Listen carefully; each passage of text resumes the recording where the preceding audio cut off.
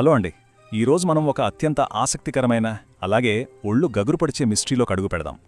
ఇండియాలోనే most famous paranormal investigator Gaurav Tiwari దెయ్యాలు, భూతాలు నిజంగా ఉన్నాయా అనే ప్రశ్నలకు కేవలం మాటలతో కాకుండా పక్కా సైంటిఫిక్ పద్ధతుల్లో సమాధానాలు వెతికిన వ్యక్తి ఆయన. ఈనాటి మన ఈ విశ్లేషణలో ఆయన అసాధారణ జీవిత ప్రయాణం, ఇంకా ఆయన మరణం వెనుక ఉన్న భయంకరమైన, ఇప్పటికీ ఛేదించబడని రహస్యం గురించి లోతుగా తెలుసుకుందాం. అసలు కథ జూలై 7, 2016 ఉదయం జరిగిన ఒక దిగ్భ్రాంతికరమైన సంఘటనతో మొదలవుతోంది. గౌరవ్ తన సొంత ఇంట్లోని బాత్రూంలో విగత జీవిగా పడి కనిపించాడు. ఆయన శరీరంలో ఎలాంటి చలనం లేకపోవడం చూసి కుటుంబ సభ్యులు ఒక్కసారిగా షాక్ అయ్యారు. పోలీసుల మైండ్ బ్లాక్ అయిన విషయమేంటంటే ఆయన మెడపై ఒక సన్నటి నల్లని మచ్చ తప్ప మరేం లేదు. ఆయన ప్రాణాలు తీసింది నిజంగా మానసిక ఒత్తిడా, లేక ఆయన ఇన్నాళ్లు వెంటాడిన ఆత్మలా? మనల్ని ఆలోచనలో పడేసే ఈ ప్రశ్న చుట్టే ఈరోజు మన ప్రయాణం కొనసాగుతుంది. Section 1, the investigators mysterious death. అసలు ఆలోచించండి, దేవుణ్ణి, దెయ్యాలను అస్సలు నమ్మని ఒక నాస్తికుడు 2001లో యాక్టింగ్ మీద ఇష్టంతో కెరీర్ స్టార్ట్ చేసి 2006 కల్లా పైలట్ అయ్యాడు. అంత బాగానే ఉంది కదా అనుకునేలోపు కేవలం 3 ఏళ్ల వ్యవధిలో, అంటే 2009 నాటికి ఆయన జీవితం ఊహించని మలుపు తిరిగింది. ఏకంగా ఇండియన్ పారానార్మల్ సొసైటీని స్థాపించే స్థాయికి ఎందుకు వెళ్లాల్సొచ్చింది? దానికసలు కారణం, ఫ్లోరిడాలో పైలట్ ట్రైనింగ్ తీసుకుంటున్న రోజుల్లో తన సొంత అపార్ట్మెంట్లో ఆయన ఫేస్ చేసిన పోల్టర్ గైస్ట్ యాక్టివిటీ. సింపుల్గా చెప్పాలంటే ఆత్మల వల్ల వస్తువులు తమంతట తాము కదలడం లేదా భయంకరమైన శబ్దాలు రావడం అన్నమాట. తన చుట్టూ ఎవరో నడుస్తున్నట్లు అనిపించడం, ఎవరూ లేకపోయినా చెవిలో గుసగుసలాడుతున్నట్లు వినిపించడం, చీకట్లో ఏవో వింత నీడలు కనిపించడం, ఇవన్నీ ఆయన నమ్మకాలను పూర్తిగా మార్చేశాయి. ఈ సంఘటనలే ఆయన్ని మెటాఫిజిక్స్ ఇంకా హ్యూమనిస్టిక్ సైన్సెస్ చదివేలా చేశాయి. Section 2, chasing Australian spirits.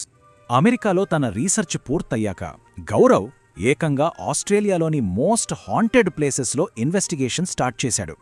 గుడ్డి నమ్మకాలతో కాకుండా పక్కా సైంటిఫిక్ పద్ధతులు, అడ్వాన్స్డ్ ఎక్విప్మెంట్ ఉపయోగించి ఈ సూపర్ న్యాచురల్ శక్తులను టెస్ట్ చేయడం మొదలుపెట్టాడు. ఒకసారి అడిలైడ్ ఆర్కేడ్లో వాళ్ల టీం ఇన్వెస్టిగేట్ చేస్తుండగా అక్కడి శక్తులు కెమెరా పవర్ లాగేసుకోవడంతో, నమ్మండి, కేవలం 15 నిమిషాల్లో ఏకంగా 3 సెట్ల కెమెరా బ్యాటరీలు మొత్తం డ్రైన్ అయిపోయాయి.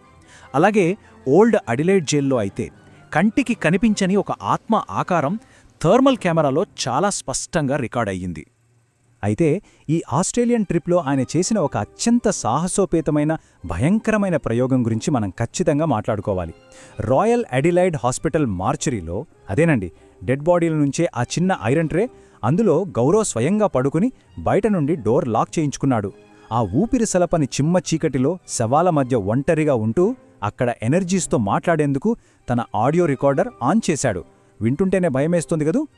అలా చీకటి ట్రే లోపల రికార్డైన ఎలక్ట్రానిక్ వాయిస్ ఫినామినా, అంటే ఈవీపీ ఆడియో ఎవరికైనా వణుకు పుట్టిస్తుంది. ఆ రికార్డర్లో ఒక వాయిస్ చాలా స్పష్టంగా ఇలా క్యాప్చర్ అయింది: హెల్ప్ మీ, వీళ్ళు నీకు సహాయం చేయగలరని నువ్వు అనుకుంటున్నావా అని. చనిపోయిన వారి మధ్య ఆయన చేసిన ఈ ప్రయోగం నిజంగా ఒక షాకింగ్ ఎక్స్పీరియన్స్ అని చెప్పాలి. Section 3, India's darkest hauntings. ఇక 2009లో గౌరవ్ తిరిగి మన ఇండియాకు వచ్చాడు. ఇక్కడ ఒక ఇంట్రెస్టింగ్ పాయింట్ ఏంటంటే, అమెరికా, ఆస్ట్రేలియాల్లో తాను ఎదుర్కొన్న శక్తుల కంటే ఇండియాలో ఉన్న ఎంటిటీలు చాలా డార్క్గా, అత్యంత అగ్రెసివ్గా ఉన్నాయని తాను గుర్తించాడు. మన దేశంలో ఆయన చాలా ప్రమాదకరమైన కేసులను హ్యాండిల్ చేశాడు. ముంబైలోని ముఖేష్ మిల్స్లో లైవ్ టీవీలో ఈఎంఎఫ్ డిటెక్టర్లతో ఆత్మలతో ఇంటరాక్ట్ అవ్వడం, గుల్దారా గ్రామంలో ఎంటీవీతో కలిసి చేసిన ఆ ఇన్వెస్టిగేషన్, అలాగే కర్కర్దుమా కోర్టులో తలలేని ఆత్మ కోసం చేసిన అన్వేషణ, ఇవన్నీ డేంజర్ లెవెల్స్ని అమాంతం పెంచేశాయి. గుల్దారా గ్రామం గురించి తెలిసిన వివరాలు వింటే నిజంగా భయమేస్తుంది. అక్కడ ఆ రియాలిటీ షో చేస్తున్నప్పుడు ఆ ప్రాంతంలోని నెగిటివ్ ఎనర్జీలు పార్టిసిపెంట్స్ను విపరీతంగా భయపెట్టాయి, శారీరకంగా హింసించాయి, వాళ్లకు ఊపిరాడకుండా చేశాయి. అంతేకాలండోయ్, ఒక అమ్మాయి అయితే ఏకంగా అక్కడ్నుంచి మాయమైపోయి ఊరికి 5 కిలోమీటర్ల దూరంలో స్పృహ కోల్పోయి దొరికింది. దాని తీవ్రత ఎలా ఉందంటే వెంటనే ఆ షోను శాశ్వతంగా క్యాన్సిల్ చేసేయాల్సొచ్చింది. ఇక కర్కర్దోమా కోర్ట్ ఇన్వెస్టిగేషన్ విషయానికొస్తే అక్కడ పరిస్థితి మరీ దారుణం. అక్కడ భద్రతా కెమెరాలో ఏకంగా ఫైల్స్ గాలిలో ఎగురుతున్నట్లు రికార్డయ్యాయి. ఇదంతా ఒకెత్తైతే అక్కడ ఒక ఆత్మను చూశానని చెప్పిన త్యాగి అనే సెక్యూరిటీ గార్డ్ ఆ మరుసటి రోజే తన ఇంట్లో అనుమానాస్పద స్థితిలో ప్రాణాలు కోల్పోయాడు. ఇలాంటి నెగిటివ్ శక్తులకు దగ్గరగా వెళ్లడం, వాళ్లతో కమ్యూనికేట్ చేయడం ఎంత ప్రాణాంతకమో ఈ సంఘటనలో మనకు క్లియర్గా చెబుతున్నాయి. 6000 వినడానికిది జస్ట్ ఒక నెంబర్లా అనిపించవచ్చు, కానీ తన కెరీర్లో గౌరవ్ చేసిన పారానార్మల్ ఇన్వెస్టిగేషన్స్ సంఖ్య ఇది.